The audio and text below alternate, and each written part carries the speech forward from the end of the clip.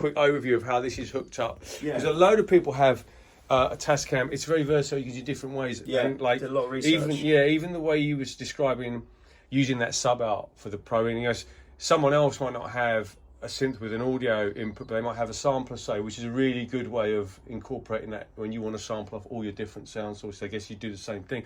But and talk us through like how everything's hooked up, and maybe you can touch again on how that Percons thing works as well. Yeah, sure. Okay, so yeah, Model 16. The reason I went for this over other mixers was that it allows me to multi-track record, as well as it's got really nice, sound sculpting EQs and things like that as well, and compressors. So I think in terms of like at this kind of price point for the mixer, it's a really good quality device.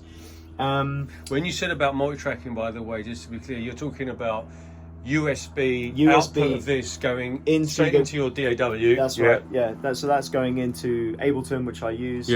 Going as individual tracks as well. So that allows me to then take everything that we're working on here, and then maybe I might want to process it later into a track, or kind of work it up a bit more with some plugins and stuff like that. So you've got like the perfect kind of live jam stuff all synced up here, running through this, and then when you want to do production work on anything you create, you've got the multi-track ready to play with there in your Ableton. Okay, so what's the routing on here then? Okay, so we've got let's see. So here, this I normally set up either for the guitar or the Malevolent.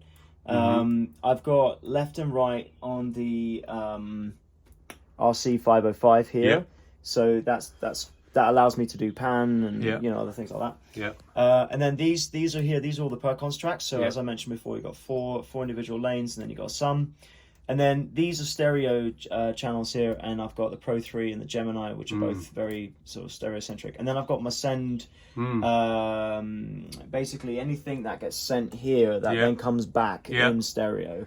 And the other cool thing about this is it's also got Bluetooth as well, so you can actually connect other stuff. So you can connect a laptop or something like that via Bluetooth to it, and the latency's alright, it's not actually too bad.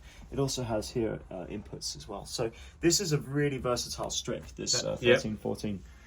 The way I've got my send set up, right? So basically here I've got these two kind of send channels. And one is sending to the 505. So that's this here. So if I basically want to, let's say, take I'm doing hats on the Percons here, and I want to send that into a loop thing. I can then send that channel to the 505, and then that comes in as an input on that. And then the other thing is to send this to the chain of echo and reverb that we've got. So you've got to go back to the little effects chain. These are just in series on one aux send. So you've got aux 1, as you're saying, goes to the effects. So thank you for talking us through all the machines and the sort of audio hookups and the mixer.